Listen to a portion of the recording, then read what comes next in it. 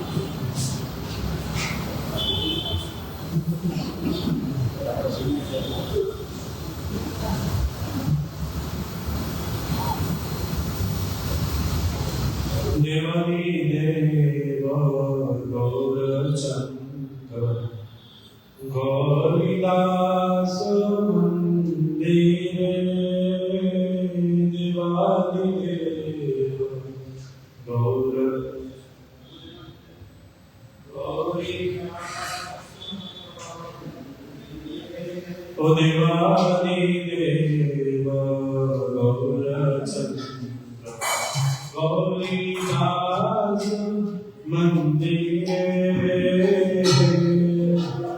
Deva Gaurachandra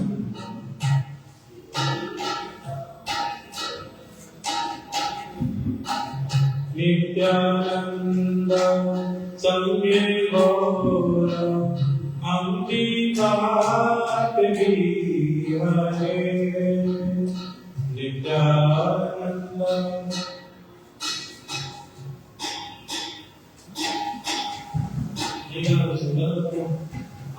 Acharuna Arunamunda Hitkamale Se Hare Viriji Padam Lakshmi Se Sadhare Tattva Angakara Sita Saruna Ambare Radhika Anurag Krishna Bhakti Vatsaje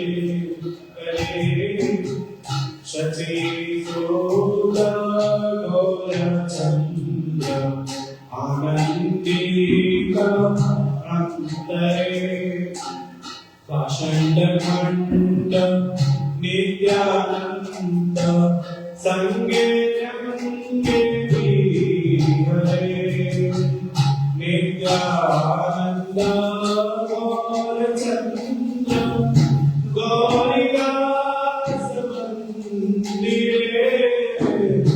Gauridas Garatahasha Sarvajiva Dhare Devani Deva Gaurachandra Gauridas Mandire Nityananda Sange Gaura Sange Jaya Gita Jaya Go Jaya Gita Jaya Go Jaya Gita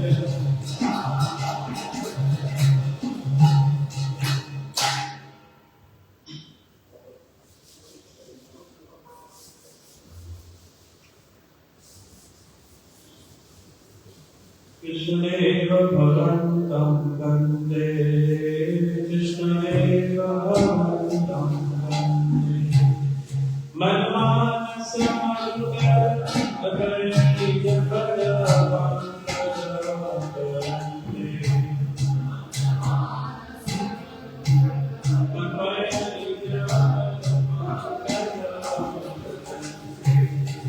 Krishnadeva Bhagantam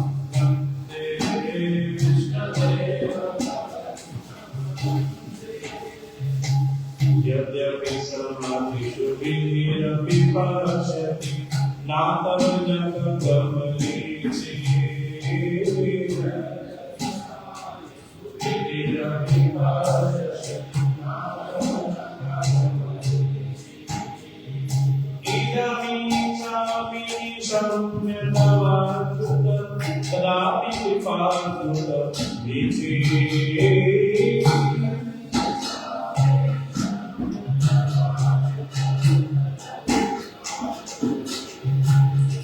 Krishnadeva Bhagantam Vande Krishnadeva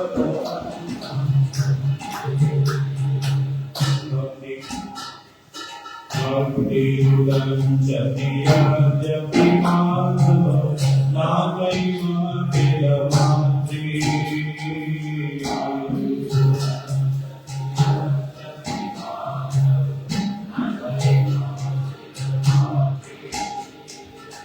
Parameshwarata Padamikaladita Durgata Jagana Vedati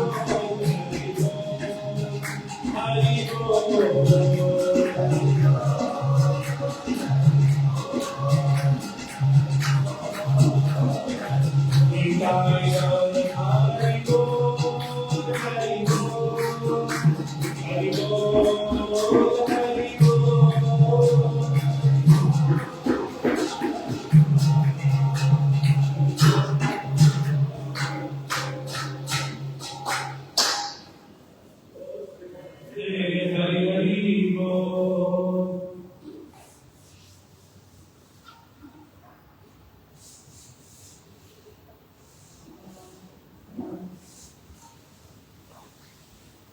Narottam प्रभु आसन ग्रहण करें।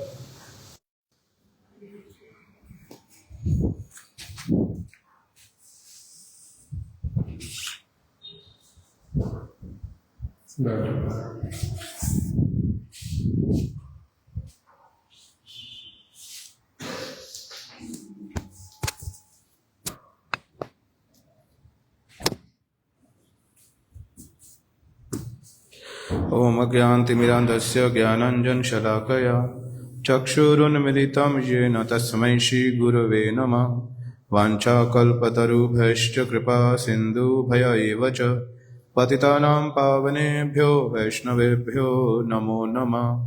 श्रीकृष्ण चैतन्य प्रभु नित्यानंद श्री अद्वैत गदाधर श्रीवास आदि गौर भक्त वृंद हरे कृष्णा कृष्णा कृष्णा हरे हरे हरे राम राम राम हरे हरे। श्यामदास प्रभु जी के पास pen है? श्यामदास मेरे को दे दो। मैं सबसे पहले अपने गुरुपाद पद्म नित्यलीला प्रविष्ट उनके पास है, मेरे को वहां से दे दो। ओम विष्णुपाद अष्टोत्तर शत श्री श्रीमद् भक्ति वल्लभ तीर्थ गोस्वामी महाराज एवं नित्यलीला प्रविष्ट ओम विष्णुपाद अष्टोत्तर शत श्री श्रीमद् भक्ति विज्ञान भारती गोस्वामी महाराज जी के चरणों में प्रणाम करके उनके हेतु की कृपा की प्रार्थना करता हूँ। तत्पश्चात नित्यलीला प्रविष्ट ओम विष्णुपाद अष्टोत्तर शत श्री श्रीमद् भक्ति वेदांत नारायण गोस्वामी महाराज श्री श्रीमद् भक्ति वेदांत त्रिविक्रम गोस्वामी महाराज एवं श्री श्रीमद् भक्ति वेदांत वामन गोस्वामी महाराज जी के चरणों में भी प्रणाम करके उनकी हेतु की कृपा की प्रार्थना करता हूँ। यहाँ उपस्थित श्रीपाद माधव प्रिय प्रभु को प्रणाम करता हूँ और अन्य अन्य समस्त वैष्णवियों को मैं यथा योग्य प्रणाम करता हूँ। आज प्रभुपाद जी के एक अन्यतम परिकर नित्यलीला प्रविष्ट ओम विष्णुपाद अष्टोत्तर शत श्री श्रीमद् भक्त्यालोक परमहंस महाराज जी का शुभ आविर्भाव तिथि है। इसलिए सब उनके चरणों में भी मैं प्रणाम ज्ञापन करके उनकी हेतु की कृपा की प्रार्थना करता हूँ और उनकी जो महिमा हमने महाराज जी से सुनी है, श्रवण की है, उसी को ही दोहराना का प्रयास करता हूँ। हमारे महाराज जी अपनी कथा प्रारंभ करने से पहले सब समय बहुत बार बोलते थे कि वैष्णवों का जब आविर्भाव तिरुभाव तिथि आती है तो हमें अवश्य ही उनको स्मरण करना चाहिए। उनका जो अवदान है, उनकी जो महिमा, जो भी हमने उनके गुरुवर्गों के मुख से सुनी है, उनको हमें अवश्य ही अपने आप को सुनाना चाहिए उसको, जिससे कि हम भी भक्ति में अच्छे से आगे बढ़ पाए। यदि हमें उन वैष्णव की कुछ महिमा का भी ज्ञान ना हो तब भी हमें क्या करना चाहिए, उनका नाम लेकर भी यदि हम उनको पुकारते हैं तो फिर उससे भी हमारा मंगल होता है। आर किछु ना करीबा वैष्णवेर नाम लेबा। यदि कुछ ना भी पता हो तो कम से कम उन वैष्णव का नाम लेकर उनको स्मरण करना चाहिए। उस तरह वैसे वाले वैष्णव कौन है? श्रील भक्त्यालोक परमहंस महाराज जी, कि जिनका नाम लेने से भी उनको स्मरण करने से भी क्या होता है, हमें मंगल की प्राप्ति होती है। हम सुनते हैं, हमें पता लगता नहीं हमें क्या हमारा क्या मंगल हो रहा है, लेकिन जिनको देखता है हमारे गुरु वर्ग, जिनकी आंखें हैं, वो कह रहे हैं कि यदि हम भगवान इन वैष्णव का स्मरण करेंगे तो हमारा अवश्य ही क्या होगा, मंगल होगा। कैसा मंगल? नित्य मंगल। यदि हम मन में कपट रख के उनसे कुछ मांगेंगे, वो कपट को भी पूरा कर देंगे, लेकिन यदि हम सचमुच में निष्कपट उनकी कृपा प्रार्थना करेंगे तो वो निष्कपट कृपा ही करते हैं। वैसे यदि हम नहीं चाहते हैं अपनी उनसे निष्कपट कृपा लेना, तो जैसे हमने सुना कि भुक्ति मुक्ति ना देन राखें लोकाइया, वैसे भगवान बार बार भुक्ति मुक्ति दिया जान पालाइया। भुक्ति मुक्ति जगत की वस्तुओं को देकर, इस जगत की मुक्ति जो टेम्पररी दुखों से निवारण हमारा हो जाए, वो वस्तुएं देकर वो वहां से चले जाते हैं। जब वो देख लेते कि इसने अपना मंगल करवाना ही नहीं है मेरे से, ये हब समय इतना समझाने के बावजूद भी यदि अपना मंगल चाहता नहीं, तो फिर वो कहते हैं कि मैं इसका मंगल करने में समर्थ हूं, भगवान ही जाने इसको, भगवान ही देखें इसको। इस तरह से यदि हम उनसे निष्कपट कृपा मांगेंगे तो अवश्य ही वो सब समय गुरु जी कहते हैं कि वो तो कृपा करने के लिए तैयार ही बैठे हैं। वो तो चाहते लोग मुझसे कृपा ले लें, वो ऐसा नहीं, वो तो देना चाहते हैं, वो तो देने के लिए ही तो आए हैं जगत में। यदि हम लेना नहीं चाहेंगे तो क्या करें वो फिर वो। इसलिए यदि उनसे हम निष्कपट कृपा की प्रार्थना करेंगे तो अवश्य ही क्या करेंगे, वो हमें निष्कपट कृपा प्रदान करेंगे। तो उनकी महिमा के विषय में महाराज जी ये भी बता रहे हैं कि नवद्वीप धाम पंजिका, नवद्वीप जिसमें सारे वैष्णव का आविर्भाव तिरुभाव लिखा होता है। महाराज जी कह रहे हैं कि महाराज साहब भक्ति विज्ञान भारती गोस्वामी महाराज कथा में कह रहे हैं कि जगन्नाथ बाबा जी महाराज ने प्रभुपाद जी को आदेश किया था कि आप क्या करो, जिसमें ऐसी पंजिका जिसमें सारे वैष्णव का आविर्भाव तिरुभाव और भगवान की जो जितने भी नरसिंह चतुर्दशी, जन्म लीला, जितने भी उत्सव हैं भगवान उनके भक्तों से संबंधित, उनका उनमें उल्लेख होगा। क्यों? क्योंकि हम लोग बद्ध जीव हैं, जो बद्ध जीव हैं वो लोग तो भूल जाते हैं कब तिथि कौन सी है। तो जगन्नाथ बाबा जी महाराज हम बद्ध जीवों पर कृपा करने के लिए, हम लोगों को वैष्णव का स्मरण करवाने के लिए प्रभुपाद जी को आदेश किया कि आप पंजिका को प्रकाशित करो, जिसमें सब वैष्णव का आविर्भाव तिरुभाव को उल्लेख होगा, जिससे कि हम अपना लाभ प्राप्त कर सकें। इसलिए हमें उन वैष्णव के द्वारा किया गया जो महान कार्य है, जो हमारे लिए, जो हमारे कृपा करने के लिए जो उनके लिए एक विशेष जो परिश्रम किया गया, उसको भी हमें सार्थक करना चाहिए उनको स्मरण करके। तो श्रील भक्ति लोक परमहंस महाराज जी, श्रील पुरी गोस्वामी महाराज जी अपने आर्टिकल में लिख रहे हैं कि इस जगत में वैष्णव कभी जीते नहीं, कभी मरते नहीं, उनका सिर्फ प्रकाशन होता है, आविर्भाव होता है। हम इस जगत की दृष्टि के गोचर कब आए? वो 1893 में दिन रविवार, आज का ही दिन विशाख मास की प्रतिपदा, शुक्ल पक्ष की प्रतिपदा और अश्विनी नक्षत्र। वो कहते हैं कि भक्ति प्रमोद पुरी गोस्वामी महाराज जी की इनकी प्रत्येक तिथि क्या है? प्रथम तिथि, महीना पहला, और तिथि कौन सी है? एकम तिथि। आज प्रतिपदा तिथि है। पहला महीने का मतलब विशाख मास, जो देसी महीने होते हैं उसके अकॉर्डिंग। बहुत सारे लोग नव वर्ष मानते हैं वैशाख मास से। वैशाख मास का पहला दिन आज क्या है? वैशाख मास प्रतिपदा आ जाए, प्रतिपदा, ठीक है। वैशाख मास का ये हो गया पहला मास। महीना कौन सा हुआ? वर्ष का पहला महीना। किसके अनुसार? अभी अंग्रेजी कैलेंडर चलता है 1 जनवरी से, है ना। कुछ लोग और फॉलो करते हैं। तो जो लोग वैशाख मास से, गुरु महाराज जी जब लिख रहे हैं तो इसका मतलब क्या हुआ कि वो स्वयं वैशाख मास को क्या मानते हैं? पहला मास। अर्थात अपने घर से जो उन लोगों का नया वर्ष मनाया जाता था, संस्कार था उनका, वो लोग कौन से वाला मनाते हैं? वैशाख मास से नया वर्ष मनाते हैं। अभी हम लोग कब से मनाते हैं? वासुदेव प्रभु कब से मनाते हैं? नरोत्तम प्रभु बताओ, आप लोग कब से मानते हैं नया वर्ष? जगत की दृष्टि से तो हम 1 जनवरी को ही कहते हैं नया वर्ष आ गया। 1 जनवरी, 1 जनवरी संसार के लोग। आप कब मानते हो नया वर्ष? लेकिन जैसे अब वैष्णव के संघ में आए हैं, उनके अकॉर्डिंग उन्होंने सिखाया है कि जब गौर पूर्णिमा आती है तब हमारा नया वर्ष प्रारंभ होता है। सबका अलग अलग है, सबका वैष्णवों का गौर पूर्णिमा भी नहीं है। किसी किसी का क्या है, देखो पंजिका अगर ध्यान से देखोगे, जो पंजिका बनती है हमारी, हिंदी वाली हो या बंगला वाली हो, किसी जगह लिखा रहता श्री चैतन्याब्द। ये संस्कृत भाषा है। चैतन्याब्द मतलब श्री चैतन्य महाप्रभु का अभी कौन सा वर्ष प्रारंभ हुआ। इस बार कौन से वाला प्रारंभ हुआ? 540। तो 540वां जो जिस दिन शुरू हुआ, तो जो श्री चैतन्य महाप्रभु के भक्त, उनके लिए कब से शुरू हो गया नया वर्ष? महाप्रभु का जिस दिन जन्म महोत्सव है, मेरे लिए क्या है? वहीं से नया वर्ष प्रारंभ है। क्यों? महाप्रभु इस जगत में आए उसी दिन। फिर उसमें लिखा रहता श्री भक्ति विनोदाब्द, श्री भक्ति सिद्धांत सरस्वती ठाकुर का लिखते हैं सारस्वताब्द। फिर परम गुरुदेव के जो शिष्य हैं वो लिखते हैं केशवाब्द। समझ आया कि उनके कुछ लोगों के लिए है, उनके गुरु महाराज जी का जिस दिन आविर्भाव हुआ उसी दिन से उनका नया वर्ष प्रारंभ हुआ। सारा वर्ष क्या करना, उनकी पूजा करनी।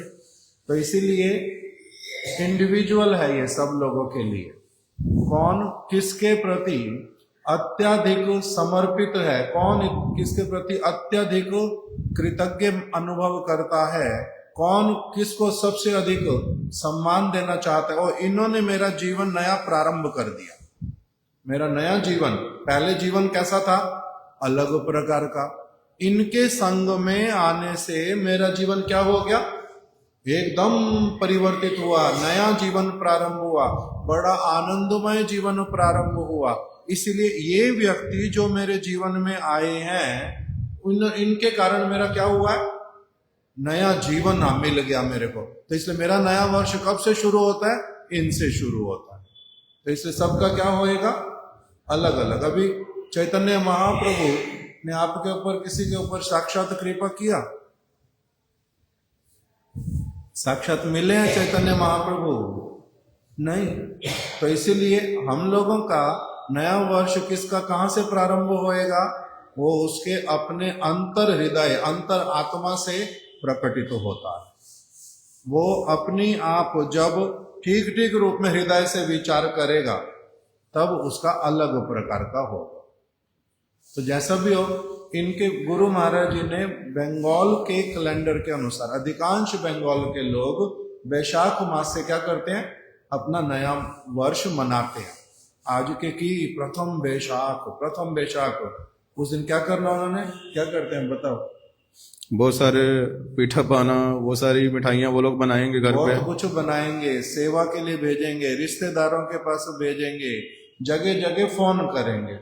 महाराज जी के पूर्व आश्रम के लोग जब हमारे से संबंधित हुए तो 2 वर्ष ही संभव था, महाराज जी तो 2 वर्ष रहे जब वो लोग मिले थे। तो वैशाख के दिन में एकदम फोन आ जाना, ए प्रभु महाराज संगे और पहला वैशाख महाराज के प्रणाम करते चाहिए, फोने कथा बोले दो, पहले दिन पहला वैशाख है, आज प्रणाम करना, इसलिए फोन मिला दो गुरु महाराज जी को। उस तरह से कर नया वर्ष। उसके अनुसार शिला भक्ति आलोक परमहंस गोस्वामी महाराज जी का जो जन्म हुआ कौन से मास में हुआ, वैशाख मास में। तो इसलिए मास कौन सा हो गया, प्रथम मास, मतलब 12 महीने हैं, उसमें से सबसे पहले मास में उनका जन्म हुआ। दूसरा क्या बताया, तिथि भी एकम प्रतिपदा तिथि। तिथि क्या है, आज कल अमावस्या थी, शिला गदाधर पंडित जी का आविर्भाव दिवस था। तो आज तिथि जो है, फिर आज के दिन को क्या बोलते हैं, प्रतिपदा। प्रतिपदा मतलब प्रथम दिवस, प्रतिपदा को क्या कहते हैं, प्रथम दिवस। द्वितीय तृतीय दशमी आएगी, फिर एकादशी आएगी, फिर आ जाएगी पूर्णिमा। तो इसलिए इस पूर्णिमा का अगला दिन भी प्रतिपदा कहलाता है, पहला दिन, क्योंकि उस समय 15 दिन का मानते थे पक्ष। तो इसलिए पक्ष के अनुसार भी पहला दिन है कौन सा, प्रतिपदा, वो बता दिया। और कह रहे हैं उनका जो वार है, डे है, वो भी रविवार, पहला दिन। जब पहला दिन कौन सा काउंट होता है 7 दिनों में से? अंग्रेज लोग कहां से अधिकांश बोलते हैं, सोमवार, मंडे से, ऐसा है ना। किंतु वास्तविक रूप में दिन कहां से प्रारंभ होता है, रविवार से। रविवार पहला दिन। तो इसलिए हम लोग जो कैलकुलेशन करते हैं उसके अनुसार पहला दिन कौन सा होता है, रविवार। तो उनका जन्म रविवार को हुआ। और नक्षत्र भी पहला अश्विनी। नक्षत्र में जब नक्षत्रों के नाम लिखे जाते हैं उसमें भी सबसे पहला लिखा जाता है अश्विनी नक्षत्र, जिनको इन सारी चीजों से लेना देना है। तो इसीलिए सारी चीजों के लिए बोल दिया उनका कि मास हो और तिथि, फिर शुभ प्रतिपदा तिथि हो, अश्विनी नक्षत्र हो अथवा वार हो। मास, वार, तिथि, नक्षत्र समस्ती प्रथम, सारा कुछ क्या है, प्रथम। इस चीज को उन्होंने नोट किया, इसलिए बता दिया। और जैसे हम बार बार ये सुनते हैं कि वैष्णव के पूर्व इतिहास की इतनी महिम, उनका परिचय वैष्णव का गुरु जी से ही होता है। उनका परिचय किसके कौन माता पिता कहाँ जन्म हुए वो उनका वास्तविक परिचय नहीं है। जैसे हमने पहले सुना, अध्यापक का परिचय उसकी विद्यावत्ता से ही होता है। डॉक्टर का परिचय कितना एक्सपर्ट डॉक्टर है, क्या वो ठीक कर सकता है, उसी से होता है। उसी तरह ही वैष्णवों का परिचय उनकी वैष्णवता से ही होता है। और किसी भी बाहरी जो पढ़े लिखे हैं, गोरे हैं, काले हैं, लंबे हैं, कुछ भी उनका वो सब कौन सा कुल में आए उसके द्वारा उनका परिचय नहीं होता है। उसी तरह ही शिला महाराज जी प्रभुपाद शिला भक्ति सिद्धांत सरस्वती गोस्वामी ठाकुर जी के परिकर है, उनके शिष्य हैं। तो प्रभुपाद जी के पास जब आए तो प्रभुपाद जी ने इनको नाम दिया। पहले इनका नाम था महेंद्र, तो बाद में प्रभुपाद दीक्षा के बाद इनका नाम हो गया महानंद ब्रह्मचारी। इनका दीक्षा का नाम है महानंद प्रभु। फिर प्रभुपाद जी ने कृष्ण नगर, एक जगह है, जब हम मायापुर जाते हैं कलकत्ता से तब बीच में एक जगह आती कृष्ण नगर, वहां पर प्रभुपाद जी ने भागवत प्रेस लगाई, जिसमें जहां पर भागवत जो ग्रंथ है और अन्य अन्य ग्रंथों का वहां पर मुद्रण किया जाता था। तो महाराज जी कह रहे हैं कि भागवत प्रेस तो नाम है, लेकिन है तो वो मठ, लेकिन मठ का कोई नाम दिया नहीं, कौन सा मठ, उसका मठ का नाम ही क्या है, भागवत प्रेस। तो वहां पर इनको वहां पे मैनेजर बना दिया गया कि मैनेजर अर्थात जो सब लोग जो ब्रह्मचारी है, जो भक्त है, वो क्या करे, वो तो भगवान की सेवा करेगा। इस तरह वो मैनेजिंग करके भगवान की सेवा करते थे। उनका कार्य ऐसा था, सब कुछ मैनेज करना, मठ की सारी देखभाल करना। तो उस समय कहते हैं कि इनकी प्रेस जो इन्होंने सेवा की प्रेस में, इनकी सेवा से प्रेस का बहुत नाम हो गया चारों ओर। तो ये मठ की जो बुक्स हैं, मठ के जो ग्रंथ हैं, उनका तो प्रकाशन करते ही थे। साथ ही साथ यदि कोई बाहर का व्यक्ति कुछ अपना प्रिंटिंग करवाना चाहता है, कोई पैम्पलेट, कोई ग्रंथ, तो वो भी वहां पे प्रिंटिंग करते थे, जिससे कि धनराशि आएगी। उसी से क्या होगा, मठ की से और भी सेवाएं हैं वो भी की जाएंगी। मठ की सेवाएं, ग्रंथों को प्रकाशन करने के लिए भी तो धन चाहिए होता है, तो इस तरह से वो भी करते थे। तो एक बार क्या हुआ, कृष्णनगर का राजा, तो वो अपनी जो प्रिंटिंग है वो करवाता था कलकत्ता में, कोई इंपीरियल प्रिंटिंग वर्क्स है बहुत ही फेमस, तो उससे वो अपना काम करवाता था। तो एक बार क्या हुआ, उनको कोई काम करवाना है, लेकिन उसका स्टेनो है नहीं, राजा का वो छुट्टी पे है।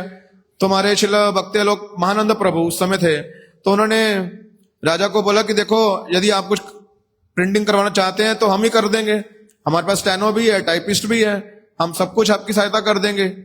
तो राजा ने बोला कि देखो, उनको डाउट हो राजा को अच्छे से कर भी पाएंगे नहीं कर पाएंगे। तो महानंद प्रभु ने बोला कि देखो, यदि आप हमसे कोई गलती हो गई तो हम बिना मूल्य के फिर से छाप देंगे दोबारा सारा कुछ, आपका कोई गलती होगी हमसे, हम खुद ही प्रूफ रीडिंग भी कर देंगे। तो जब उन्होंने छपा दिया पैम्पलेट, जो भी वो राजा छपाना चाहता था, तो उसमें कोई मिस्टेक नहीं थी। तो राजा ने सोचा कि हमारे नगर में ही तो इतना बड़ा अच्छी प्रिंटिंग है, तो हमें कलकत्ता जाने की क्या आवश्यकता पड़ी है। तो तब से और कृष्णनगर का राजा जो है वहीं से सारे कार्य करवाने लग गया। भागवत प्रेस जो प्रभुपाद ने बनाई थी, उससे देखा देखी में और भी नगर के वासियों ने सारे काम वहीं से करवाने लग गए। तो इस तरह से उन्होंने क्या किया, प्रभुपाद की सेवा भी करते हैं और साथ ही साथ उन्हीं सेवा के द्वारा प्रचार भी कर दिया राजा को, मठ का सब कुछ वो भी सुनाते हैं। और साथ ही साथ जो धनराशि मिलती है तो उसके द्वारा मठ के लिए भूमि संग्रह करना, ये सब कार्य करते थे वो। इसलिए प्रभुपाद जी ने उनको नाम दिया। ये भक्त्यालोक परमहंस महाराज जी कौन है, केनाराम। केनाराम मतलब सब कुछ खरीदने वाले। मठ के लिए भूमि चाहिए, मठ के लिए कोई भी वस्तु चाहिए, सब समय खरीदते रहेंगे भगवान और भक्तों की सेवा के लिए, अपनी इंद्रियों तर्पण के लिए नहीं। केनाराम अर्थात भगवान की सेवा के लिए, भक्तों की सेवा के लिए जो भी वस्तुएं चाहिए सब समय वो उनको क्रय करते थे। इसलिए प्रभुपाद जी सब समय उनको केनाराम के नाम से भी उनको बुलाते थे, महानंद प्रभु को। ये एक महिमा उनकी सुनाई महाराज जी ने। और ऐसी ऐसी सेवाएं प्रभुपाद जी उनको देते थे जो कि हर कोई नहीं कर सकता।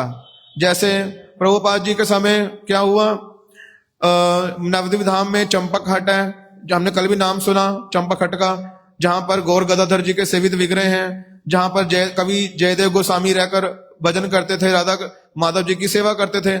तो वही स्थान जब प्रभुपाद जी के प्रचार के कारण भक्त लोग बड़े श्रद्धालु मठ के प्रति श्रद्धा युक्त हुए, तो बहुत सारे भक्तों ने प्रभुपाद जी का आश्रय किया और वहां का जो स्थान था वही प्रभुपाद जी को दे दिया कि आप ही ये पुरातन स्थान है, आप ही इनकी जो सेवा, इनका जो कार्य भार आप ही ले लीजिए। प्रभुपाद जी को दे दिया। तो उस समय उस चंपाघाट में कुछ माताएं थी, 2 माताएं, वो प्रभुपाद जी का आश्रय किया था उन्होंने। तो बाद में जब प्रभुपाद, जब उनकी शादी हो गई, विवाह हो गया, तो उनके पति मर गए, लेकिन उनके घर वाले उनको कोई संपत्ति देंगे नहीं माताओं को। तो प्रभुपाद जी के कानों में ये बात पहुंची कि ये दोनों माताएं तो विधवा हो गई हैं, इनके पास रहने के लिए, खाने के लिए पैसा कुछ भी नहीं है। तो प्रभुपाद जी को जब चिंता आई, जैसे अपने पिता का पुत्र के प्रति चिंता होती है, जागतिक मोह के कारण नहीं, ये सब बातें हम पहले सुन ही रहे हैं ग्रंथों भागवत में कि प्रभुपाद जी को जागतिक, जैसे व्यासदेव जी जागतिक मोह से पुत्र कर रहे हैं, ऐसा नहीं है। प्रभुपाद जी का प्यार किस लिए है कि भजन करने वाले व्यक्ति हैं, भजन करने के लिए। तो जैसे कल भी रात को सुना हमने कि हम तो वैसे नहीं है, बिना कुछ खाए, बिना मिट्टी खाकर रह जाए गंगा की। भजन करने के लिए युक्त वैराग्य की आवश्यकता होती है, जो भी शरीर को चलाने के लिए वस्तुएं चाहिए वो चाहिए होती हैं। तो प्रभुपाद ने देखा कि ये तो अच्छे भजन करने वाले हैं, तो ये इनकी अवस्था ऐसी बन गई। तब इन्होंने, प्रभुपाद जी ने महानंद प्रभु को बोला, अर्थात भक्त्यालोक परमहंस महाराज जी को, कि आप ही कुछ इनका समाधान कीजिए। तो गुरु जी का आदेश पा करके तो महानंद प्रभु ने क्या किया, उनके तरफ, उनकी और जो उनकी संपत्ति को हड़प के बैठे हैं दोनों माताओं की, उनके लिए केस कर दिया राणा घाट में, कोर्ट में। तो इस तरह कोर्ट में उनकी जय हुई, उनको संपत्ति मिली। इस तरह ये सेवा कौन कर रहे हैं? महानंद प्रभु कर रहे हैं। और दूसरी ओर एक प्रभुपाद शिष्य है निशिकांत सान्याल प्रभु, वो भी अपनी पूरा वेतन, अपने पूरा जो सैलरी उनको मिलती थी, एक प्रोफेसर थे वो कॉलेज में, तो प्रभुपाद जी के हाथ में देते थे। तो प्रभुपाद जी कहते हैं कि आपके तो पत्नी है, बच्चे हैं, उनको भी पालन पोषण करना है, कुछ ना कुछ अपने लिए रखो। कहते नहीं, मैंने सारा कुछ आपकी, मेरा सब कुछ आपकी सेवा के लिए ही है। उनको जो भगवान जैसा रखेंगे, लेकिन मेरा जो भी मेरे पास है सारा कुछ आपकी सेवा के लिए है। तो प्रभुपाद जी ने बोला कि हमारे श्रील भक्त्यालोक परमहंस महाराज जी जो कि महानंद प्रभु हैं, कि प्रभु बोला अपने शिष्य को कि ये तो सारा कुछ हमें लाके देता है, तो इसलिए हमारा दायित्व है अभी इनके घर वालों का भी रक्षा करना, सेवा करना। तो आप क्या करो, इनके घर वालों को भी देखभाल करो। तो उस समय फिर महानंद प्रभु जी ने क्या किया, उनके जो बच्चे हैं, पत्नी है, उनका लिखाना पढ़ाना, घर का सारा सामान जो भी चाहिए, ये सब कुछ देखते थे, मैनेज करते थे भक्तिलोक परमहंस महाराज जी। तो उसमें महाराज जी ये विचार बता रहे हैं कि एक त्यागी व्यक्ति के लिए ऐसे कार्य करने शोभा देता है, लेकिन प्रभुपाद, एक तो प्रभुपाद गुरु जी का आदेश है, आज्ञा गुरु नाम अविचारणीय है। यदि कोई सदगुरु है, यदि ऐसी कोई आज्ञा कर दे, देखने में बड़ी अटपटी लग रही है। जैसे जमद अग्नि जी कौन है? सदगुरु हैं। उन्होंने बोल दिया परशुराम जी को कि क्या करो, अपनी माता का गला काट दो, अपने भाइयों का गला काट दो। तो उन्होंने क्या किया, अविचार से उनका गला काट दिया, क्योंकि वो योग्य शिष्य भी हैं और साथ ही साथ उनके गुरु जी भी क्या है, सदगुरु हैं। उनकी वाक्यों में कोई ऐसा दोष नहीं है। गला काटने के बाद जब उन्होंने गुरु जी को बोला, गुरु जी, वो गुरु जी प्रसन्न हो गए, कुछ बोला, तुम मेरे से मांगो, तुम क्या चाहते हो मेरे से, मैं तेरे से प्रसन्न हूं। तो परशुराम जी ने कहा अपने पिताजी को, जो कि गुरु तुल्य हैं उनके, कि आप फिर से क्या करो, इनके गलों को दोबारा लगा दो और इनको याद भी ना रहे, स्मरण भी ना रहे कि मैंने इनके गले काटे थे। तो ठीक है, मैं दोबारा इनके गले लगा देता हूं। तो इस तरह के जो समर्थ गुरु होते हैं, उनकी आज्ञा अविचारणीय किसके लिए? जो योग्य शिष्य है। तो एक तो प्रभुपाद जी का आदेश है, और दूसरी ओर कहते हैं इन्होंने भी जो सेवा की है, बुद्धिमत्ता से सेवा की है, इस तरह से सेवा की है, सेवा भी कर दी और उसमें लिप्त भी नहीं हुए। इस तरह से महानंद प्रभु योग्य व्यक्ति थे। सेवाएं तो की उनकी, जो भी शिक्षा के लिए, उनकी बच्चों का विवाह करवा, सब कुछ करवा दिया, लेकिन खुद ना करके नियुक्त कर दिया और सारी अरेंजमेंट पीछे से खुद से कर दी। इस तरह से उनकी कैसी योग्य सेवा, जैसे रामानुचार्य जी ने क्या किया, अपने एक सेवक को, एक उनकी शिष्य है, बड़ी दुखी है, उनके घर वाले तंग करते हैं, मदद करने देते नहीं है, उनको नौकर चाकर चाहिए। तो रामानुचार्य जी ने क्या किया, अपने सेवक को भेज दिया, वहां पर जाओ और वहां पर नौकर बन के रहो वहां घर में, और क्या करो, उनकी सहायता करो और शिष्य की। तो इस तरह से वो वहां चले, योग्य थे। और रहकर भी कैसे, वो लिप्त नहीं होने लगते। हम जाएंगे तो क्या होंगे, हम नया संसार को बना के बैठ जाएंगे। लेकिन ये लोग कैसे थे, योग्य व्यक्ति। जैसे प्रभुपाद गुरु जी ऐसे किसी को भी इस तरह की सेवा नहीं देते, इनको योग्य जानकर ये सेवा भी कर लेंगे और उनको कोई हानि भी नहीं होगी। इस तरह की योग्य सेवक है प्रभुपाद जी की। इनको प्रभुपाद जी इस तरह की जो सेवाएं कहीं भी जाती हैं, उस तरह की सेवाएं भी इनको प्रदान करते थे प्रभुपाद जी। और इनके विषय में महाराज जी बताते थे कि ये बड़े ही नाम परायण वैष्णव थे, बहुत अधिक नाम करते थे। और कहते हैं कि किसी से कभी भी व्यर्थ तर्क नहीं करते थे। कोई व्यर्थ तर्क करने आएगा तो उसको साफ साफ बोल देते थे कि हमारे पास समय नष्ट करने के लिए नहीं है, तुम जाओ यहाँ से, कोई ढंग की बात करके तो करो, नहीं जाओ। इस तरह का अपना समय जो है उसको बड़ा ही वैल्यू देते थे कि समय बड़ा इंपॉर्टेंट है, फालतू नष्ट करने के लिए नहीं है वो, और खूब नाम करते थे। और महाराज जी बोलते कि हमें इनकी एक बार सेवा करने का मौका भी मिला कि जब इन्होंने मायापुर मठ बनाया अपना, तो मठ बनाया ना, जो जगह खरीद ली, तो इनकी जगह पर कुछ लोग बहुत सारे फिरजी आए थे, उन्होंने कब्जा कर लिया। तो फिर उन्होंने कोर्ट केस किया, तो ये केस जीत गए, लेकिन तब बांग्लादेश की रिफ्यूजी वहां पर आकर बैठ गए मायापुर में कि हम कब्जा करने की, हम यहाँ रहे, हमारी जगह है। तो फिर इन्होंने कोर्ट केस किया परमहंस महाराज जी ने, तो कोर्ट केस जीत गए, लेकिन तब भी वो जाग रहे। तो महाराज जी कहते हैं कि हम लोग फिर सेना बन के गए परमहंस महाराज जी की, मैं था वहां, 2 दिन और ब्रह्मचारी थे, हम लोग गए, उनको हमने वहां से निकाल दिया बाहर। तो महाराज जी का हमें हंसते हंसते बोल रहे हैं कि इस तरह के कार्य मैंने किए हैं, लोगों को बाहर सामान फेंकने वाले, लेकिन क्यों किए हैं? कहते हैं वो खुद ही कह रहे हैं कि वैष्णव सेवा के लिए मैं सब कुछ करने के लिए तैयार हूँ। जैसे हम श्री नारायण को सुनते हैं, नरक सेवा के लिए प्रभु पर प्रहार किया कुछ लोगों ने, तो क्या डंडा लेकर उनकी पिटाई कर दी उन लोगों की। तो फिर जब नारायण को खुद कथा में कह रहे हैं कि नरक सेवा के लिए प्रभु कहते हैं कि इतना गुस्सा क्यों करते हो, ऐसा मत किया करो। कहते उनकी बात सुन ली मैंने, लेकिन मन में ये भी सोच लिया कि यदि फिर से इनके ऊपर कुछ हुआ तो वैष्णव के लिए मैं कुछ भी करने के लिए तैयार हूँ। इसलिए महाराज जी कोई बात हम बोल रहे हैं कि हम वैष्णव की सेवा करने के लिए, ऐसे कार्य करने के लिए भी तैयार है, समान भागा पार फेंक देंगे। इस तरह कर क्या किया, सेवा की परमहंस महाराज जी उनको दुष्टों को बाहर निकाला। कहते जब भी हम उनके पास जाते थे तो परमहंस महाराज जी इतने बड़े बड़े गुरु जी के समान है, तो हमें सब समय आलिंगन करते थे। महाराज जी बोलते हैं इस तरह महाराज जी ये बोलते हुए कहते हैं महाराज बड़े गर्वान्वित अनुभव कर रहे हैं अपने आप को, बड़े सौभाग्यशाली है कि ऐसे भक्तों का संग मिला हमें, हम बड़े सौभाग्यशाली है, ऐसे भक्तों की सेवा करने का मौका मिला। महाराज ये भी कह रहे हैं कि ऐसे भक्तों का आचार विचार देखकर ही हम लोग मठ में रह पाए, मठ में रह नहीं पाते हम लोग। प्रभुपाद जी जो गाना है, कैसा आचरण, बड़ा शुद्ध पवित्र आचरण, कहते हैं इनको देखकर ही मठ में रह पाए, आगे सर्वाइव कर पाए भक्ति में, इन भक्तों के आचरण को देखकर ही। और कहते हैं कि अभी नाम करते थे कलकत्ता मठ में, जब आए चैतन्य गौड़िया मठ में, तो एक रूम में 2 लोग रहते हैं, जब नाम भजन करते हैं, नाम करते हैं तो किसी को डिस्टर्ब नहीं करते थे, इतना सेंसिटिव होकर भजन करते थे ये लोग कि हमारी नाम करेंगे, दूसरा व्यक्ति डिस्टर्ब हो रहा होता है, हम अपना भजन करना है। इस तरह के व्यक्ति नहीं थे ये लोग, बड़े ही सेंसिटिव थे ये लोग। और इनकी महिमा बताते हुए महाराज जी कह रहे हैं कि कैसे ये लोग प्रभुपाद जी की सेवा के लिए सब समय तत्पर है। एक बार क्या हुआ, जब पुरी में, एक बार तो बात है जब पुरी में प्रभुपाद जी का आविर्भाव स्थली हमारे पास पूरी संग्रह करेंगे, तो संग्रह करने बहुत कोर्ट केस चल रहे हैं, बहुत कुछ हो रहा है।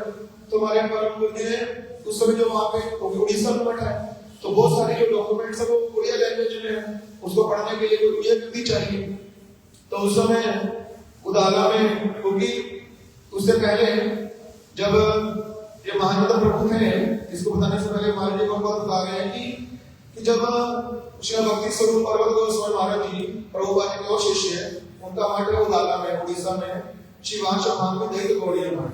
जब उन्होंने अपना लीला कर ली तो सारे गुरु भाइयों ने आपस में मिलकर सारे वहां पे इकट्ठे हुए, उनकी कृपा में जब उन शरीर छोड़ दिया, तो उस समय श्री भक्ति गौरव में खानस गोस्वामी महाराज जी ने बोला इस मठ का आचार्य महानंद प्रभु को बना देना चाहिए। महानंद प्रभु था भक्ति लोग परमहंस महाराज जी, क्यों उनका कोई मठ नहीं है? तो इस तरह से, लेकिन भक्ति स्वरूप पर्वत महाराज जी की क्या इच्छा थी कि ये मठ सागर महाराज जी के जो उनके शिष्य लोग, ये मठ भक्ति देव महाराज को उसको दे देना चाहिए।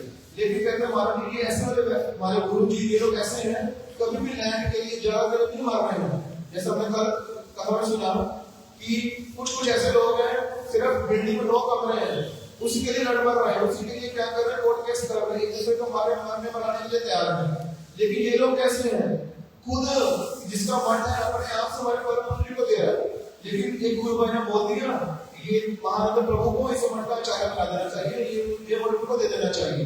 तो जिनको मठ दे रहे वो बहुत खुश हो गए, हमारी तो अच्छी बात है, हमारा गुरु भाई है, उनको मठ देना चाहिए, तो उनको आचार्य बना देना चाहिए। लेकिन इस तरह के लोगों के विचार थे। तो श्री भक्ति सर भक्त लोग परमहंस महाराज जी को उदाला मठ जो कि भक्ति स्वरूप पर्वत महाराज जी को उनको वहां का आचार्य बना दिया। तो भक्ति स्वरूप पर्वत महाराज शिष्य हैं भक्ति सुंदर सागर महाराज। वो उड़िया जानते उड़िया है।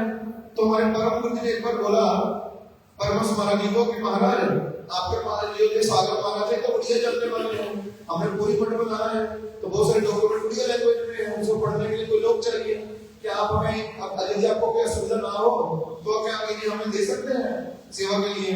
तो परमहंस महाराज जी ने बोला कि प्रभुपाद जी की सेवा करना चाहते हैं आप, हमारा कर्तव्य है प्रभुपाद जी की सेवा करना, हमारा कर्तव्य आप कर रहे हैं, और प्रभुपाद जी की सेवा करना तो बड़ी आदत की और सम्मान है, जिसमें बड़ा आनंद की बात है। मुझे लाभ सुविधा हो, आप अभी अभी ले जाओ इनको सागर महाराज जी को अपनी प्रभुपाद जी की सेवा के लिए। इस तरह से अपनी लाभ सुविधा होने पर भी कोई मन में खुशी खुशी क्या कर रहे हैं, अपने मठ के व्यक्तियों को दूसरे महाराज जी को दे रहे हैं, भेजो अपनी प्रभुपाद जी की सेवा के लिए। परम आनंद की बात है ये। और एक और बात हमारे महाराज जी बता रहे हैं, एक बार हमारे परम गुरु जी श्री भक्ति जय माधव स्वामी महाराज जी अस्वस्थ लीला कर रहे थे, तो हमारे परम गुरु जी का नियम था जब भी वो कहीं जाएंगे, यदि कोई भी गुरु भाई तो पास में विद्यमान है, मठ में हो या फिर आसपास किसी भी जगह पर विद्यमान है, तो पहले अपने गुरु भाई के पास जाएंगे, उनका आशीर्वाद लेंगे, फिर आगे जाएंगे। इवन कि हमारे परम गुरु जी हॉस्पिटल जाने वाले हैं, उनको पता था कि भक्त लोग परमहंस महाराज जी पास में हजरा मोड़ है, वहां पर विराजमान है, तो हमारे परम गुरु जी वहां पर गए, उनका प्रणाम करके उनका आशीर्वाद लेकर ही जाएंगे, हॉस्पिटल जाना है तो जब वहां पर गए महाराज जी कह रहे हैं कि वहां पर एक माता जी थी जो उनकी सेवा करती थी, श्री भक्ति परमहंस महाराज जी। तो जब हमारे परम गुरु जी जा रहे हैं तो अपने गुरु भाई को मिलने के बाद और आपस में कैसे संबंध है, उन्होंने जो पहले जैसे ब्रह्म से प्रभुपाद जी के पास आए, प्रभुपाद जी ब्रह्मचारी नाम रखे उनके, उसी नामों से पुकार रहे हैं महानंद प्रभु है तेरी प्रभु, बल्कि हमारे इतना भावुक होकर बता रहे कि इतना प्रेम पूर्वक उन्होंने महानंद प्रभु ने हमारे परम गुरु जी को पुकारा है तेरी प्रभु। तो कैसा उनका दिव्य संबंध था। तो फिर जब परम गुरु जी जा रहे हैं तो माता जी को बोला देखो तुम उनकी सेवा कर रही हो, ये मत समझना कि उनको कोई अभाव है, तुम सेवा करके उनको कृतार्थ नहीं कर रही हो, उल्टा वो आपकी सेवा ग्रहण करके आपको कृतार्थ कर रहे हैं, ये सब समय अपने ध्यान में रखना। उन माता जी को बोला जो उनकी सेवा करती थी महाराज जी की। इस तरह से परम गुरु जी बता रहे कि वो कैसे अलौकिक व्यक्ति थे। और हमारे गुरु जी भक्ति वल्लभ तीर्थ गोस्वामी महाराज जी वो भी बता रहे हैं अपनी कथा में एक बार कि जब उनका संन्यास हुआ तो उन्होंने ऐसा निश्चय कर लिया कि मैं कोई मीठा नहीं खाऊंगा। तो एक समय क्या हुआ, तो कलकत्ता मठ में थे, वहां पर भक्त लोग परमहंस महाराज जी आए, तो वो कहते चलो मेरे साथ जाना आपका उजाला मठ में, वहां उत्सव होगा। तो गुरु जी बोले मेरा हमारा गुरु वर्ग है, आप उसको कैसे मना कर दे। तो उनके साथ गए, लेकिन जाते जाते कलकत्ता से बहुत सारी मिठाइयां लेकर गए, वो उजाला टाउन है, वहां पे अच्छी मिठाई मिलती नहीं है। जब लेकर गए तो कहते हैं कि भक्त लोग परमहंस महाराज जी ने मुझे अपने कमरे में सुलाया। मैं तो डर गया, बड़ा संकोच हो रहा है, मेरा गुरु जी के समान मेरा अपने गुरु पाद पद में ये लोग उनके कमरे में है ना, कोई पैर लग जाए कुछ हो जाए मेरा अपराध हो जाएगा उनके समान तो। लेकिन मैंने बोला गुरु जी, पर महाराज गुरु जी बोल रहे हैं उनको महाराज परमहंस महाराज जी को कि महाराज मैं किसी और कमरे में रुक जाता हूँ, आप मुझे यहाँ पे रखते हैं। कहते हैं उन्होंने धमक दिया मुझे, जब मैं कह रहा मान लो नहीं रोक तुम चुपचाप। कहते क्या करूँ मैं, इतना जोर के बोला, वहां रहना ही पड़ा मुझे। फिर जब अगले दिन उत्सव हुआ, सब प्रसाद पा रहे हैं, मेरे को बोलते मेरे कमरे में बैठा हूँ, तुम्हें मेरे प्रसाद पाया। तो मैं काफी बोल रहा हूँ गुरु जी आप तो मेरे गुरु जी हैं, आपके मुंह में कैसे प्रसाद पा लो, तो बाहर जाके खा लो सब भक्तों के साथ। लेकिन फिर वो जोर करके बोलते हैं, तो क्या करूँ गुरु जी का आदेश तो मानना ही पड़ेगा। जब प्रसाद बांट रहे हैं, गुरु परमहंस तो खड़े हैं और गुरु जी बैठे हैं और भी लोग बैठे हैं, उनको अपने हाथों से प्रवेश कर रहे हैं। तो जब मीठा दे रहे हैं परमहंस महाराज जी, तो गुरु जी मना कर दिया कि नहीं मैं तो मीठा खाता नहीं हूँ, मैंने 6 महीने से मीठा छोड़ रखा है। तो फिर परमहंस महाराज बार बार नहीं लो, तो गुरु जी कहते मैंने मना कर दिया मैं लूंगा नहीं। तो कहते मैंने देखा परमहंस महाराज का चेहरा बड़े ही दुखी हुए। तो जब गुरु जी कथा सुना रहे मुंह से, कहते आज भी मुझे बहुत दुख हो रहा है, मुझे छोटी सी अपनी इच्छा को मैं मीठा खाऊंगा नहीं, जिससे मेरा संज्ञान नष्ट हो जाए, मेरे पे काम ना जाग जाए। मैंने उसके कारण एक वैष्णव को दुखी कर दिया। कहते उस दिन से मैंने निश्चय कर लिया कि मैं कभी भी क्या करूंगा, जब गुरु श्रेष्ठ जन कोई भक्ति को नाम भी बोल रहे हैं, भक्ति को संत गोस्वामी महाराज, भक्ति ब्रह्मपुरी गोस्वामी महाराज, ऐसे ऐसे वैष्णव यदि मुझे कुछ भी देंगे अपने हाथ से, वो तो ग्रहण कर लूंगा मैं, लेकिन वैसे मीठा खाऊंगा नहीं। इस तरह से महिमा सुना रहे हैं। हमारे भक्त लोग परमहंस महाराज जी पूरी पूरी जो आर्टिकल में लिख रहे हैं जब वो अपना टीका करेंगे भक्ति ब्रह्म जी भक्ति महाराज जी, तो एक दिन पहले संध्या के समय पुनः पुनः क्या कर रहे हो, जब हमारे परम गुरु जी श्री भक्ति देव माधव गोस्वामी महाराज और हमारे श्री गुरु जी श्री भक्ति वल्लभ तीर्थ गोस्वामी महाराज जी उनको पुनः पुनः स्मरण कर रहे हैं। गुरु जी को हम शिष्य के समान है, लेकिन तब भी वो कहते हैं कि हमारे महाराज जी बता रहे हैं कि हम छोटे हैं उनसे, लेकिन तब भी हम आलिंगन करते हैं। क्यों करते हैं? वो ये नहीं देखते कि छोटा के बड़ा है, उनके मन में क्या भाव है, ये भजन करने वाला है, भजन के लिए अग्रसर हो रहा है, इससे मेरा पूजनीय है। इसी तरह हमारे गुरु जी के प्रति का बहुत ही अच्छी भावना थी कि बहुत बड़े शुद्ध वैष्णव है, श्री भक्ति वल्लभ तीर्थ गोस्वामी महाराज शिष्य के बराबर है, लेकिन तब भी प्रकट लीला से एक दिन पहले पुनः पुनः परम गुरु जी का और गुरु जी का नाम स्मरण कर रहे थे। इसमें उनकी बहुत सारी महिमा है। आज के चरणों में यही प्रार्थना है कि जिस तरह से उन्होंने अपने जीवन से सिखाया कि कैसे हमें अपने गुरु जी की वचनों को ढंग से पालन करना चाहिए और कैसे वैष्णव का कभी भी कोई असुविधा नहीं देनी चाहिए, उनका सेवा करनी चाहिए और कैसे हमें अच्छे से नाम करना चाहिए, रोज हमें पर नष्ट नहीं होना चाहिए, और ये सारी शिक्षाएं हम जीवन पालन कर पाएंगे। उनसे प्रार्थना है वैष्णव के पास पतितानां पावनेभ्यो वैष्णवेभ्यो नमो नमः।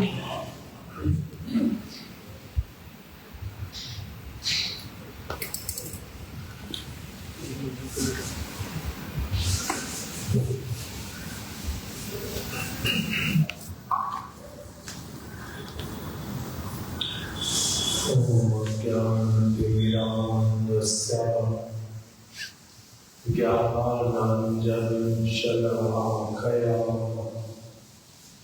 चक्षुरुन्मीलितं येन तस्मै श्रीगुरवे नमः। वाञ्छाकल्पतरुभ्यश्च कृपा सिन्धुभ्यः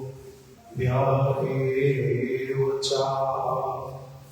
पतितानां पावनेभ्यो वैष्णवेभ्यो नमो नमः। श्री कृष्ण चैतन्य प्रभु नित्यानंद श्री अद्वैत गदाधर श्रीवासादि गौर भक्तवृंद। हरे कृष्णा कृष्णा कृष्णा हरे हरे राम राम राम हरे हरे।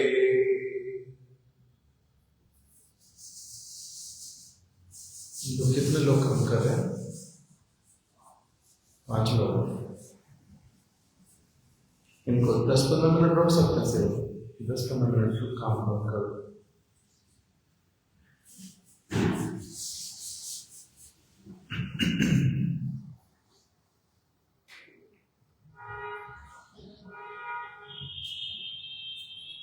हम लोग अभी कथा श्रवण कर रहे हैं। नित्य लीला प्रविष्ट ओम विष्णुपाद अष्टोत्तर शत श्री श्रीमद भक्त्यालोक परमहंस महाराज जी की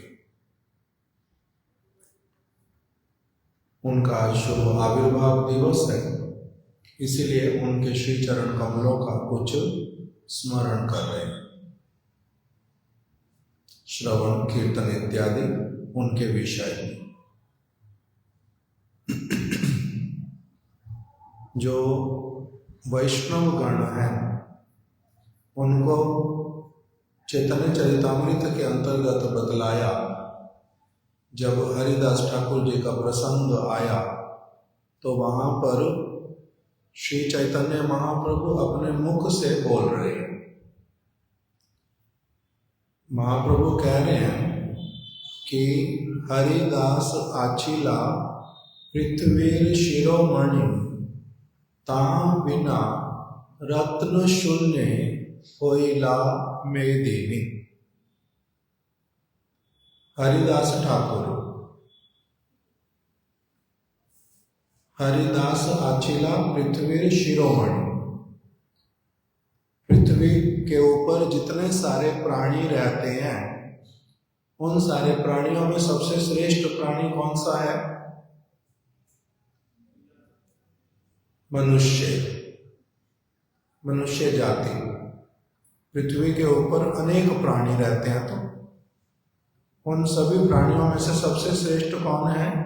मनुष्य।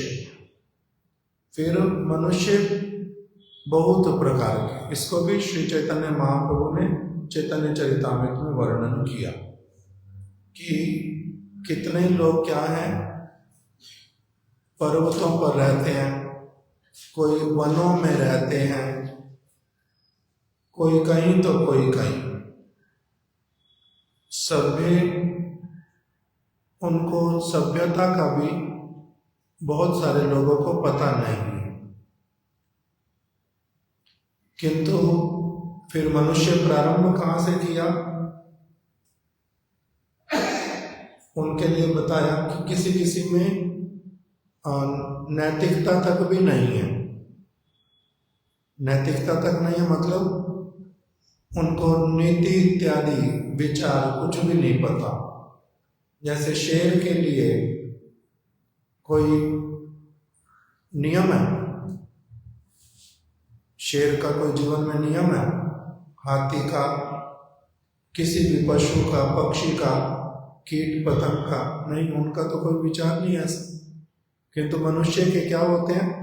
पहला असभ्य वाला अगर छोड़ दे तो फिर प्रारंभ होता है नैतिक जीवन।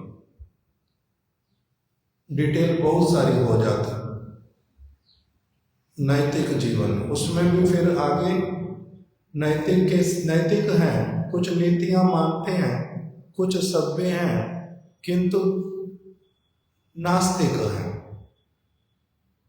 नास्तिक है अर्थात भगवान को नहीं मान पाते, भगवान तक जो बातें हैं वो समझ नहीं पाते। फिर ऐसे अलग अलग श्रील भक्ति विनोद ठाकुर जी ने नाम बताए चैतन्य शिक्षामृत ग्रंथ में, श्रेणियां बांटी। असभ्य मनुष्य, फिर थोड़े सभ्य मनुष्य, फिर नीतिवादी, फिर ईश्वरवादी, फिर ईश्वर में भी कोई किसी को भी ईश्वर मान लेगा वैसे वाले लोग भी, फिर उसके बाद में ठीक ठीक भगवान को ही ईश्वर जानने वाले। तो ऐसे वाले जो भक्त, विष्णु के भक्त, जो इन मनुष्यों में से, उनको क्या कहते हैं? वैष्णव। फिर वैष्णव भी तो बहुत प्रकार के, अभी किसी ने वैष्णव मंत्र में केवल दीक्षा लिया, वो भी वैष्णव। अभी अनर्थ अनेकों प्रकार के हैं पढ़े, वो भी विष्णु मंत्र में दीक्षित हुआ, ठीक है। दीक्षित नहीं भी हुआ, भगवान केवल विष्णु ही हैं, अर्थात कृष्ण, राम इत्यादि, यहाँ तक वो पहुंचा है। ये भी एक सारे मनुष्यों में से सबसे श्रेष्ठ। फिर इससे आगे पहुंचा सदगुरु के निकट में, फिर साधन भजन प्रारंभ किया, वो अलग प्रकार के। फिर अनर्थों से कितना मुक्त हो पाए, कितना आगे बढ़ पाए, अलग। फिर शुद्ध वैष्णव, उसमें भी फिर शुद्ध वैष्णव में ये इनके आराध्य कौन है? किसी के नरसिंह भगवान, किसी के नारायण जी, लक्ष्मी नारायण, किसी के राम सीता और किसी के राधा कृष्ण, किसी के द्वारिकाधीश इत्यादि, अलग अलग। तो इसमें एक के बाद एक अलग अलग स्तर है वैष्णवों के।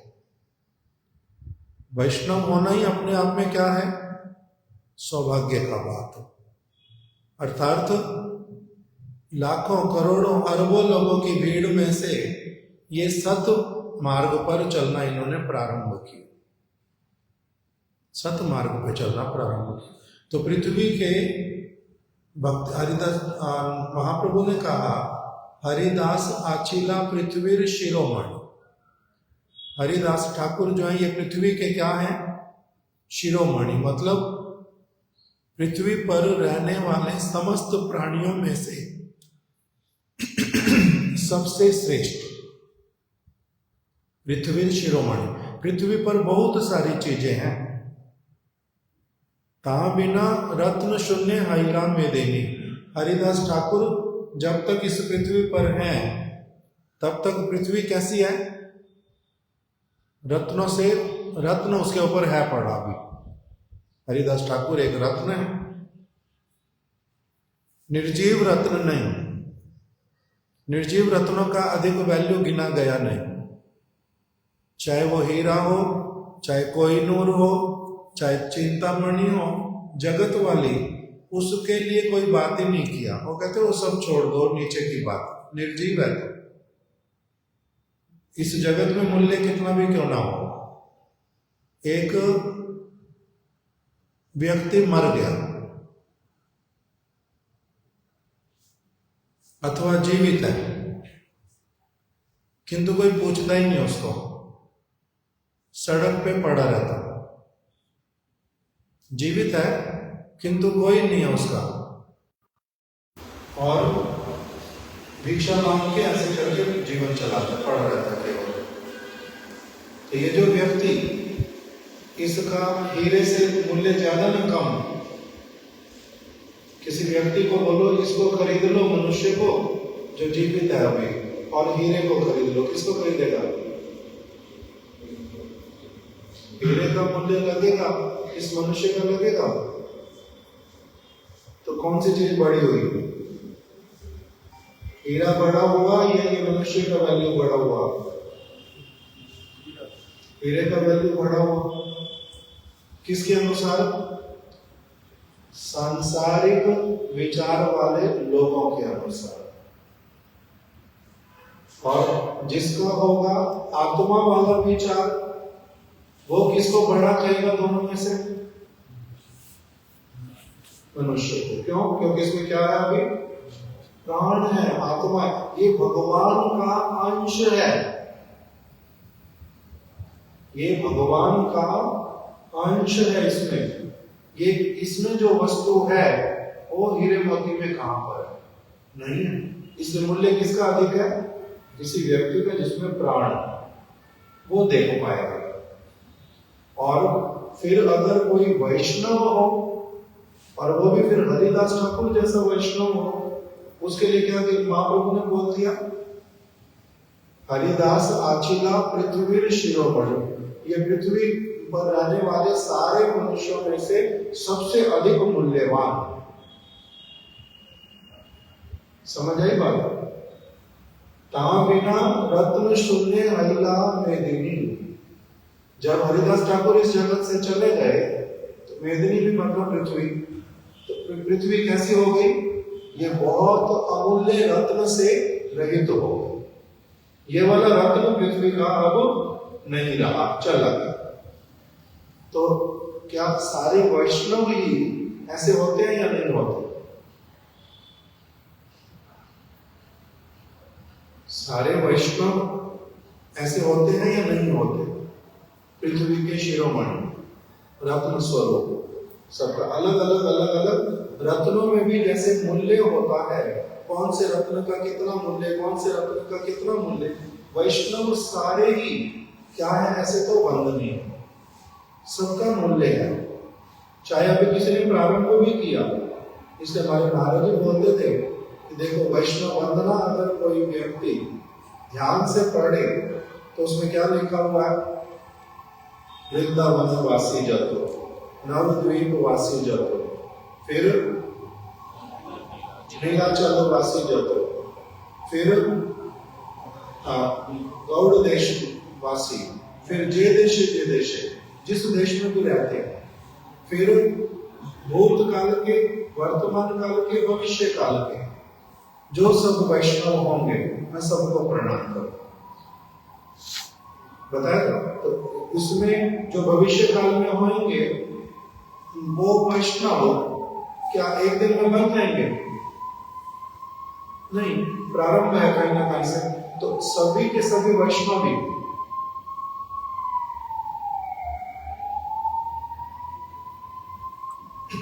सभी के सभी वैष्णवी क्या है? कोई किसी के लिए उपकारी, कोई किसी के लिए उपकारी, कोई किसी के लिए उपकारी। जब हम बिल्कुल प्रारंभ में हम वैष्णवों के संग में आए तो एक साधारण सा व्यक्ति ही जो 2-4 बार मंदिर में कभी गया था, इस्कॉन दिल्ली में, वो सब लेकर के चला गया, उसने मिला दिया मंदिर में।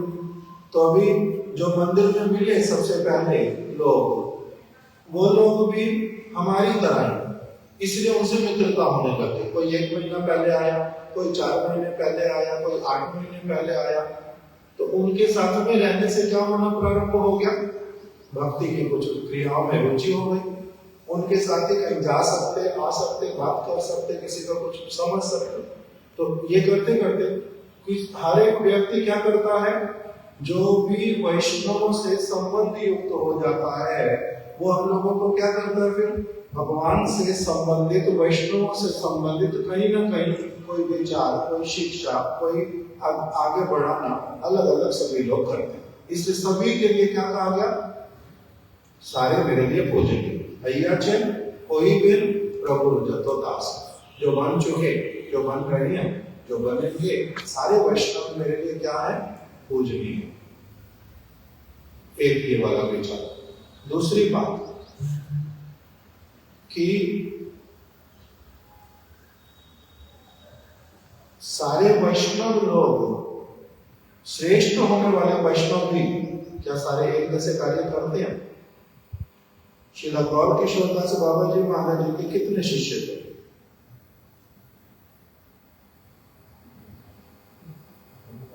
एक। गौर किशोर दास बाबा जी महाराज जी के एक ही शिष्य। कहीं पर प्रचार करने जाते थे? कहीं।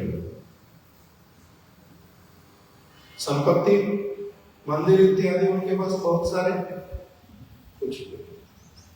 और उनके गुरु जी श्रील भक्ति विनोद ठाकुर, उनके शिष्य श्रील भक्ति सिद्धांत सरस्वती ठाकुर।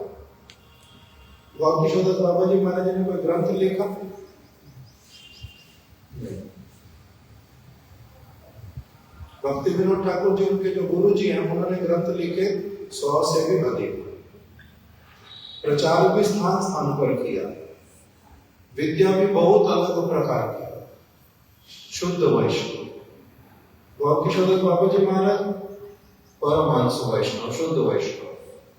भक्ति सिद्धांत सरस्वती गोस्वामी ठाकुर शुद्ध वैष्णव, परमहंस।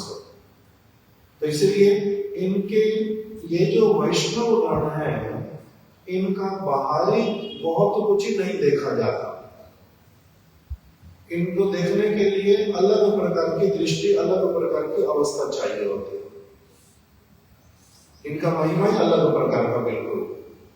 प्रभुपाद जी को महाप्रभु ने बोला, मैं अपने लोगों को आपके पास में भेज रहा हूं, आप क्या करो, सेवा करो, प्रचार कार्य करो अच्छी तरह से। तो प्रभुपाद जी के पास में जो भी लोग आए, उनको क्या कहा जाता है?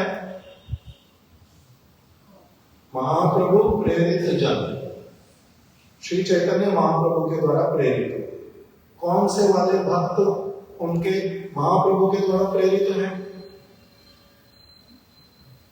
श्रील प्रभुपाद जी के पास में जो भी व्यक्ति आए, उन सबको लिए नाम क्या दिया गया? महाप्रभु के प्रेरित जन। महाप्रभु के प्रेरित जन महाप्रभु ने भेजे। महाप्रभु ने किस किस को भेजा?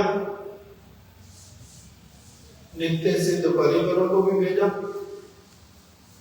फिर साधन सिद्ध भक्तों को भी भेजा, फिर साधन करने के अभिलाषी उन व्यक्तियों को भी भेजा, बिल्कुल नए लोग अभी भक्ति से संपर्क नहीं, उनको भी भेजा। जो जैसे गुरु किसी के पास अगर पहुंच जाए तो क्या शास्त्र में हमारे को वर्णन दे दिया कि कृष्ण ही गुरु के रूप में कृपा करते हैं। कृष्ण ने गुरु के रूप में कृपा कर दी, तो कृष्ण भी सबके पास पहुंचे। किस किस के पास? सभी प्रकार के शिष्यों के पास। नित्य सिद्ध, साधन सिद्ध, भजन अभ्यास प्रयासी और अभी अनर्थग्रस्त, सब प्रकार के जीव उसमें।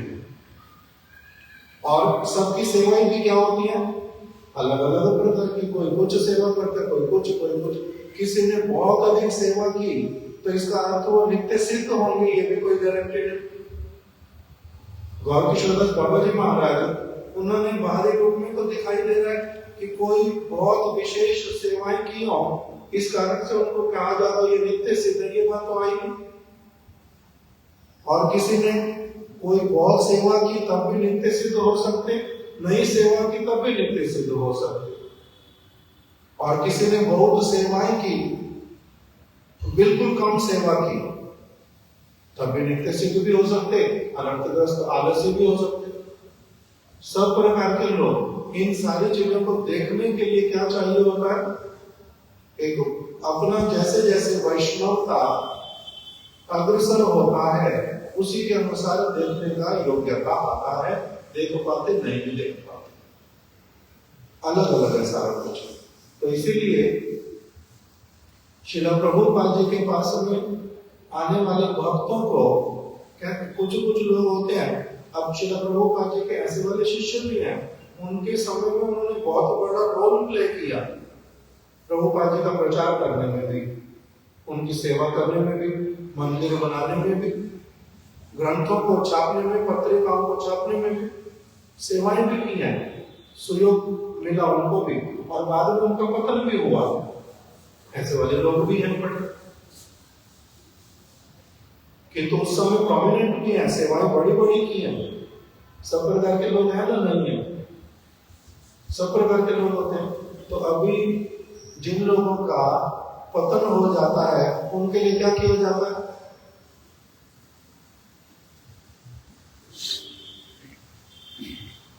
कौन कितनी बातें समझेगा, ये बड़ा डिफिकल्ट। इसके लिए अलग प्रकार के एक्चुअली लोग होने चाहिए समझने के लिए। मुख्य बात ये वाली,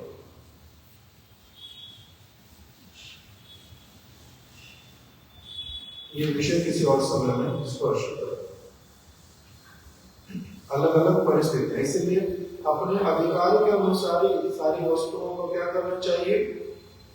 सतर्कता पूर्वक ग्रहण करते हुए आगे जाना चाहिए। क्यों? क्योंकि वैष्णव ऐसे वाली वस्तु कि जैसे हमारे महाराज उदाहरण देते थे, ब्लेड शार्प है, बड़ा अच्छा शेविंग के लिए। जितना नया ब्लेड होगा, जितना शार्प होगा, शेविंग उतनी अच्छी होगी। और फिर अगर असावधानी बरती तो क्या होगा? काटेगा भी उतनी अच्छी तरह से, काटेगा तो अच्छी तरह से। तो इसीलिए वैष्णव नाम का जहां पर प्रयोग होना प्रारंभ हो, वहां पर बतला दिया रूप गोस्वामी जी वाली शिक्षा में चैतन्य महाप्रभु ने कि यदि वैष्णव अपराध उठे हाथी माथा, उपाड़े वचन तार शोकी जाए फाका। और एक बात बोली वहां पर, शिव विरिंची समयति वैष्णव अपराध करे। अगर कोई व्यक्ति शिव जी के समान भी बन जाए अथवा कोई ब्रह्मा जी के समान भी बन जाए, किंतु यदि वैष्णव अपराध करे, वो भी उस जगह से नीचे गिर जाएगा, पतन होएगा उसको, उसकी भक्ति तहस नहस हो जाएगी, उसके ऊपर भगवान की कृपा नष्ट प्राय हो जाएगी। तो सावधान होने के लिए कहा बहुत अधिक। तो इसीलिए अलग अलग सारी चीजें,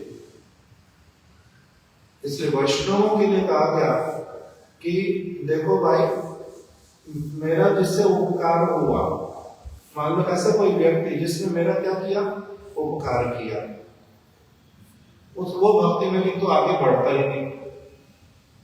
किंतु मेरे लिए उपकार किया तो मैं उसका मन में ऋणी रहूंगा ना? नहीं रहूंगा। कभी बाहर में भी मिलेगा तो उसका मैं उसके साथ में बात करूंगा प्रीतिपूर्वक, मैं नहीं करूंगा, करूंगा। भले वो आगे नहीं बढ़ पाए, किंतु साधारण लोगों को ये बड़ी असुविधा आती है।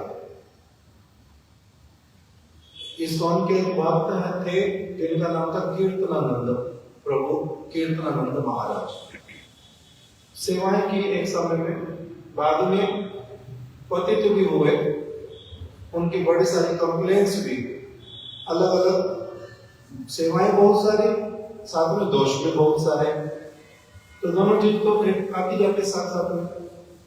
तो एक महाराज है राधानाथ महाराज, मुंबई में प्रचार अधिक करते, देश विदेश में करते थे।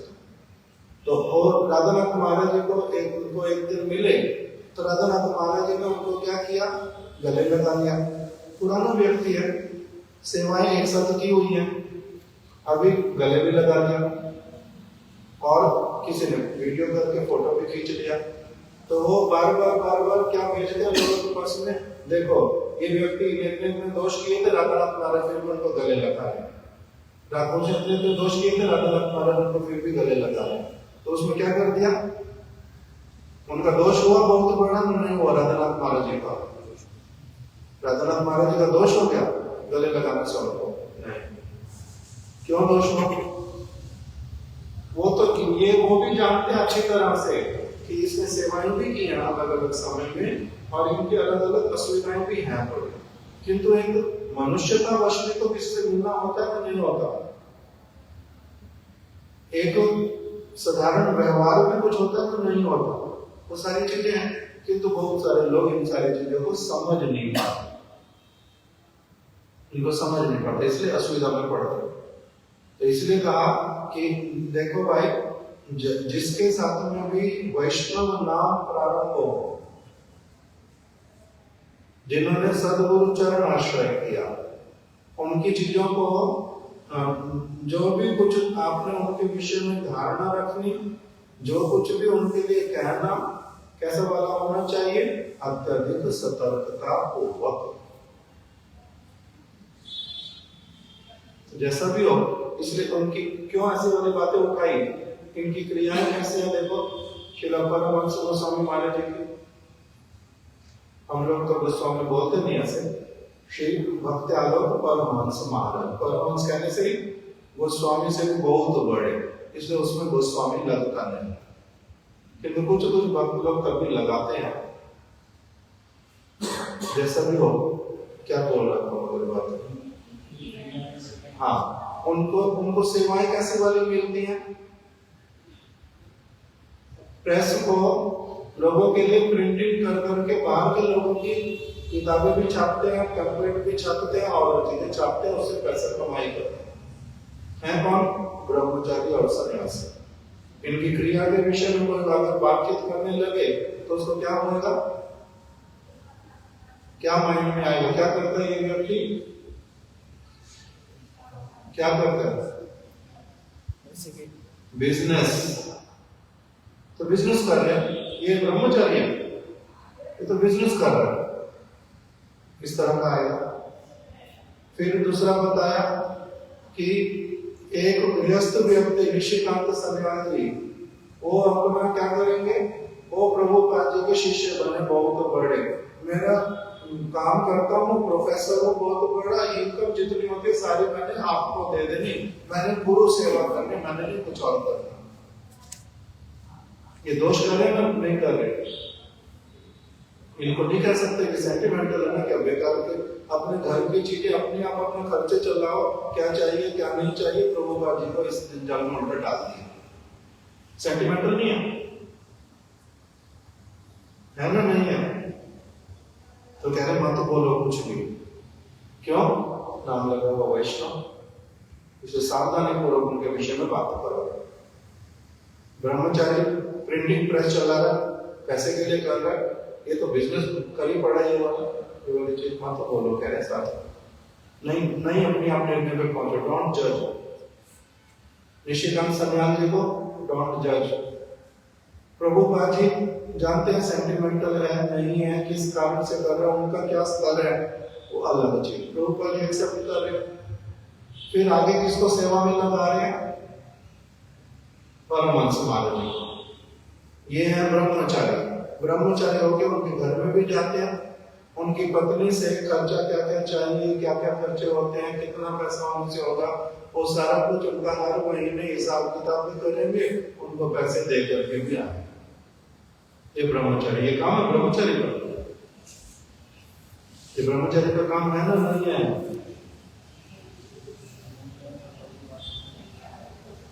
जो वैष्णव शब्द लगा किसके साथ?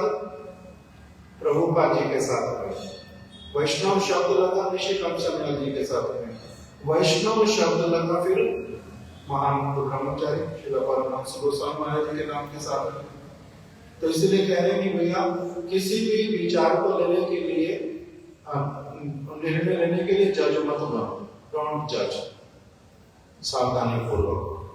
फिर बताया प्रभुपाद जी की 2 शिष्याएं विधवा हो गई, उनके कोर्ट केस इत्यादि के लिए उनको अपने ससुराल से पैसे मिल जाए, उसके लिए भी इन्होंने चेष्टाएं। तो कह रहे वैष्णव है, प्रभुपाद जी के आदेश से किया, वैष्णव के लिए कर रहे हैं, इसलिए कौन सी क्रिया कर रहे हैं कौन सी नहीं कर रहे उसके लिए क्या करो, डोंट ट्राई टू बिकम जज, उसमें जजमेंट मत करो। तो इसी से प्रकार की जो उनकी सारी चीजें बताई, इसलिए अब जो उनके गुरु भाई लोग हैं जो उनको 50 साल से 60 साल से जानते थे, वो क्या कह रहे हैं? वो कह रहे हैं कि भैया ये सेवाएं अलग अलग करते हैं, इनको क्या करो, ये अपने वाली तो चिंता करते नहीं है, महाराज जी चले गए उस मठ के आचार्य इनको बना, वो उनको देख रहे हैं आचार्य वाला कार्य करने का योग्य था, ये तो आचार्य। तो कोई उनको देख रहा है आचार्य के रूप में, हम अगर दूसरी तरह से देखेंगे तो हमें क्या करना चाहिए? सदैव अपने आप की क्या बोलते हैं, जैसे अपने हद में रहना चाहिए, अपने अधिकार अनुसार विचार करना चाहिए। उस प्रकार की सारी बात स्मरण आती है इन लोगों के जीवन चरित्र को सुनकर। समय हो गया, आज यहीं पर ही कथा को रख लेते हैं। वांछा कल्पतरुभ्यश्च कृपा सिन्धुभ्यः च पतितानां पावनेभ्यो वैष्णवेभ्यो नमो नमः।